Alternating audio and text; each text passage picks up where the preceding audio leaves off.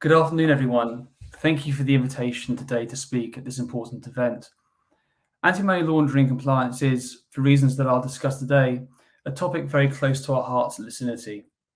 Central to this is how we design, build, and deliver technology solutions focused on humans to free up our valuable time to allow us to focus on fighting financial crime, with the ultimate goal of making money good.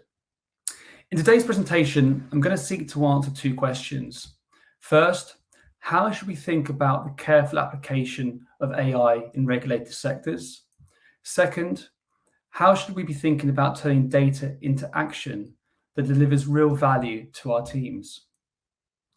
For those who may not have heard of Lucinity before, we're one of the few software as a service scale-ups spread out of a tier 1 global bank, focused on transforming AML through innovation in areas such as transaction monitoring, continuous risk rating, intelligent workflow, SAR automation, and performance management.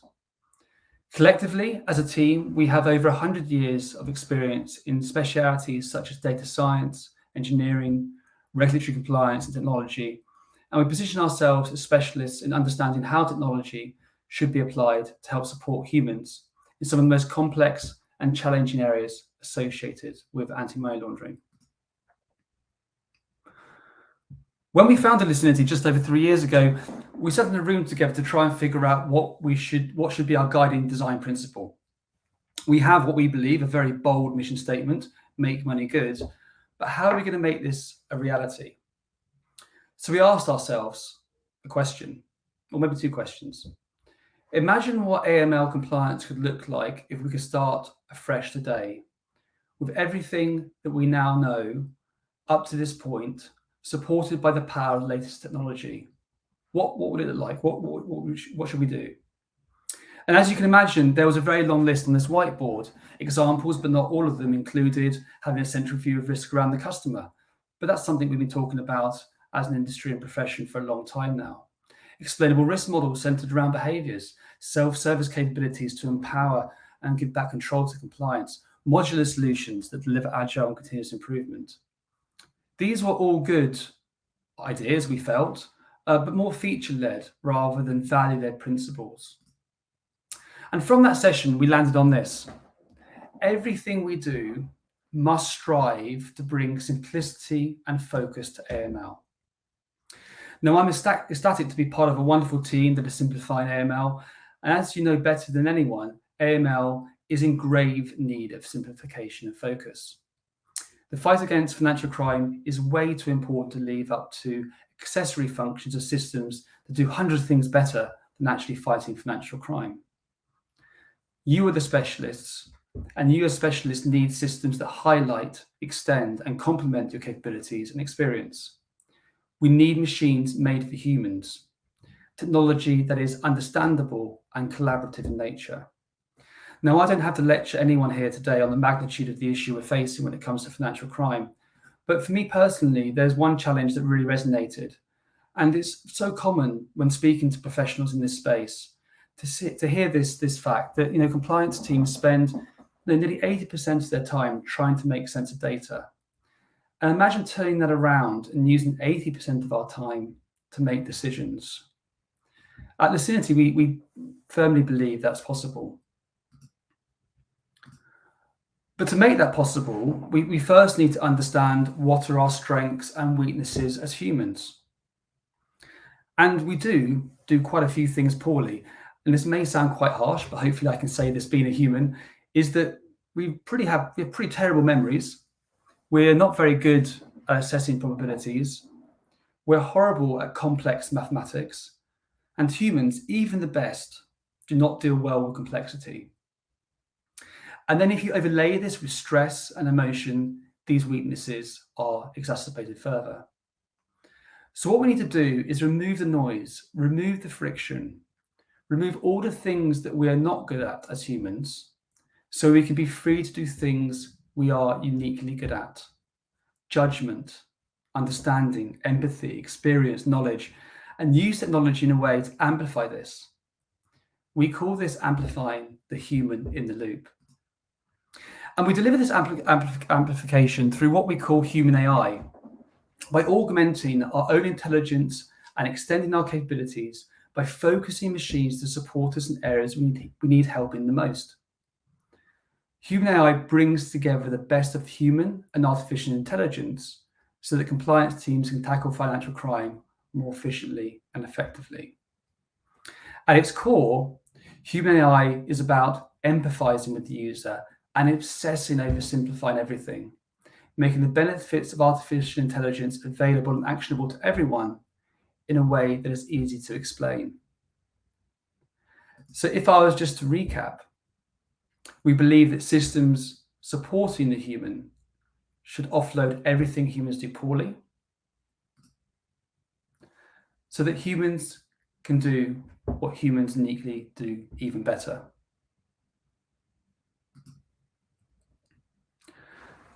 So what about data? What about data, intelligence, and insights? On the left is the cover page from The Economist. I'm sure a lot of you would have seen this before. In 2017, The Economist declared data as the new oil. And when they did, this triggered executives and boards at corporations and banks to have that sort of, oh my gosh moment. We've got a load of data, we must be rich and not know it. And I personally think the Economist metaphor is maybe even better than they realized at the time. Because when you look at oil, there is obviously proven reserves that you know you can actually get to. There is economically recoverable oil that you can actually recover and still make money in doing so. There is technically recoverable. You could, but you probably don't want to. And then there's a bunch of other oil. And the amount of oil that is economically recoverable versus all the oil that exists under the ground is a small fraction. Likewise, there is data within organizations that is probably technically translatable into value or valuable information and intelligence, but economically not viable to do so. So when I think about the hierarchy on the right, starting at the top here, data is the facts, the who, the what, the when, and the where. It's a set of facts of what's happened. Now, if you give those facts context, a little bit of narrative, and you get enough of it, you get information. Information is a time series, a trend. More of this has happened over time, less of this has happened over time. This is becoming a higher percentage of things. That's information. And then going down, intelligence gives it even more context. It puts that information together with a critical question. Intelligence has potential value and has potential value in two key ways. One, it can increase the probability or the magnitude of a good outcome. The second is it can decrease the probability or the magnitude of a bad outcome. But importantly, it only has that potential. And that really is the important thing to stress, potential. And here's where it takes a turn. Intelligence can go in one of two places. Insights, if it's applied at exactly the right moment, at exactly the right time, you unlock the potential value of that intelligence. At the wrong moment, at the wrong time, it's simply trivia. Nice to know, but so what? So the value of intelligence is really contextual and really matters when it's applied. And how do you take that intelligence and make it really, really valuable? You apply it in the moment where it can be most valuable in a way that accentuates what you are asking a human to do. If you do that, then you have true insights. And we know how important leveraging this data is to us. Some of you may have seen this in the Sunday Times last weekend, showing that regulatory compliance is up there with one of the top priorities for businesses in making data actionable. And this is, an important trend and observation that, we are up there in the lines of revenue generation, digital transformation in terms of the importance businesses see in the value of the data that we as professionals have access to. But look, the concept of turning data into action isn't original. Lots of industries and banks are spending billions of dollars to build this. The logical starting place has always been with data. They kick off a massive multi-year project to improve the structure of their data. Very commendable. Then they've tried to go out, and they've done successfully, and hire expensive data scientist teams to make sense of it all. Those projects, though some have had success, have largely failed at scale. And the reason for this is because of the classic last mile problem. With no means of distribution, the analytics is turned into intelligence and presented in reports that gather virtual dust in inboxes and in siloed systems, far removed from the compliance front lines, where they might be turned into actionable insights. We believe we've succeeded here by going about it in exactly the backwards approach, exactly the opposite approach. And allow me to just explain a little bit more about what I mean by that. So this backward approach, that's led us to think about what we're doing at Lucinity or our mission to make money good. The foundation of human AI, in our view, is built on the actor insights flywheel that you see here. As discussed previously, most folks start at the data and try and get the insights that way. What we did was start at the blue at the top, compliance, and asked ourselves, what does the human need to do? What is standing in the way of being human? And then we moved, and this is very important, we then moved backwards the other way. How do we deliver coaching and insights to compliance that empower them? And by coaching, we're not saying given the answer, we can't present any bias at all in such a regulated environment, but presenting insights in the way that guide users through the review process more efficiently and effectively. And then we go back again, we go back from there and we ask, what insights do we need to drive better coaching and empowerment? And once we've understood that, then what data do we need to support the generation of these insights? This approach ensures that when you start the flywheel, you can add value at every point and solve the last mile problem. So let's just walk through that flywheel from the top. The compliance analyst at the top interacting with your data in a way that allows for informed decisions on insights that drive outcomes. Those interactions generate enhanced data and feedback based on the observations surfaced. That data is then combined with all of their relevant data sources and analyzed to generate actionable insights. Those insights then delivered via coaching and a powerful UI back to the compliance team so they can act accordingly. The magic comes in closing that loop. Modern systems will be able to see what coaching was offered, what actions was taken, what was the outcome, and add that data back into the loop, generating incremental value at each turn. Those compliance teams that master this flywheel will soon put distance between themselves and the competition. And as they get better, the flywheel spins faster. They get better data, they get better coaching, and the humans are empowered to do what they can do even better. And we're seeing exciting new ways to apply human AI.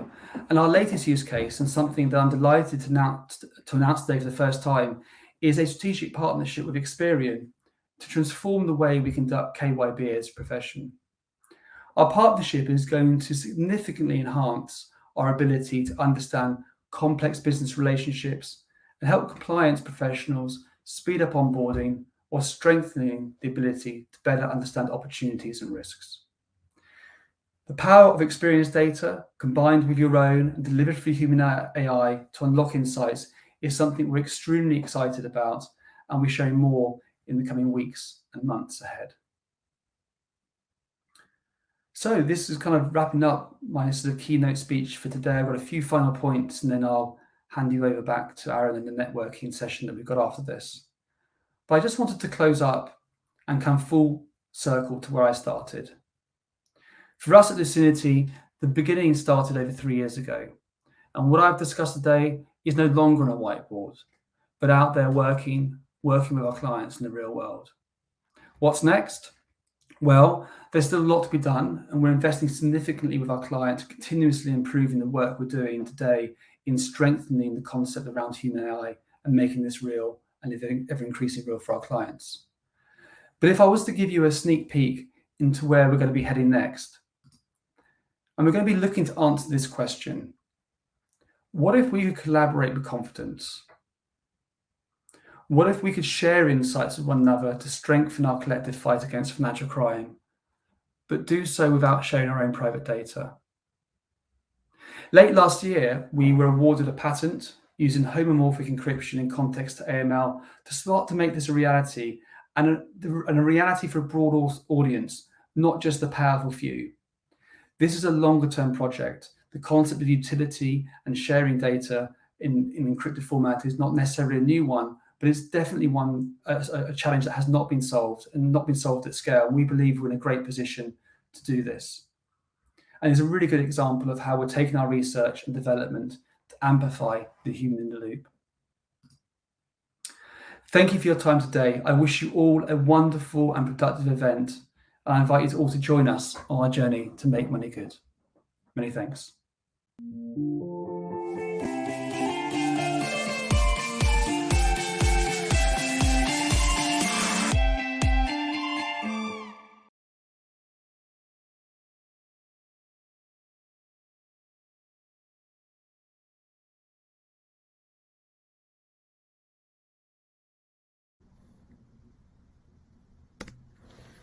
This is Al Capone, and as many of you might know, Al Capone was one of the most notorious criminals of the late 1920s, but what you might not know is that his laundromats are actually the origin of the word money laundering. Money laundering has evolved a lot since the days of Al Capone, but unfortunately anti-money laundering has not progressed with the same speed. Today, around $2.4 trillion are laundered through the financial system every single year. And this is despite the fact that banks are spending around $40 billion a year on trying to prevent the problem, while only catching about 1% of the money that illicitly flows through the financial system. The culprits of this situation are in large part these clunky and old legacy systems that rule the market today. They force financial institutions to spend on average roughly 3 to 5% of their revenue on fighting financial crime by hiring boatloads of people that manually review false positives that these systems spit up from the transaction data. Our value proposition into this market is straightforward and simple. We are going to bring productivity to AML with the help of our philosophy around human AI. Human AI means playing to the relative strengths of us, humans, on one hand, and artificial intelligence on the other hand, allowing us to do what we're great at and the AI to do what it's great at. It means making a system that is made for the users, but not against them, like some of these systems seem to be today. And by focusing on productivity, we're able to increase the capture rate, lower the false positive rate, and basically save banks time in the way that they process these AML alerts. They can find more and spend less by using Lucinity. Playing to the relative strengths, like I mentioned before, has an added benefit and something that grows over time. Because what happens in this conversation between man and machine is that the system improves over time and our clients' capabilities in AML grow with it. We are better tomorrow than we were yesterday, and more prolific in finding and processing money laundering alerts because of this continuously improving relationships between man and machine. We have some wonderful partners and customers that share this vision of making money good with us. We're super proud of the fact that we've been able to move up market and sign a global tier 1 bank to a multi-year contract. We have fintech customers with unicorn valuations and some brilliant financial institutions that are really shaping the future of financial crime fighting. Our KPIs speak volumes as well. We're a mere 2.5-year-old business, but we've already contracted 2.25 million ARR, and we're growing steadily both within specific customer deals and also obviously adding headcount on customer terms as well. Further to changing the technology, we also want to be catalysts in changing the conversation. This is how the AML software market presents itself today. It's dark, dogmatic, fear-mongering, fighting fire with fire, and so forth. There is an opportunity in the situation that we are looking at today, and there is a place for an inclusive conversation that includes banks, investors, consumers, and other stakeholders on the journey to make money good. We believe that this is an increasingly prevalent social issue that people and culture care about, and once consumers realize that their mortgage might be financed from money from a human trafficking circle, they will care, and they will demand responsibility from the financial ecosystem as a whole. If you're interested in our journey and share our vision, we would love to hear from you. You can reach out at hello@lucinity.com. We're always hiring. We're always interested in more customers as well. So please reach out if you want to get in touch with us in any way. Thank you so much, and enjoy the rest of the conference.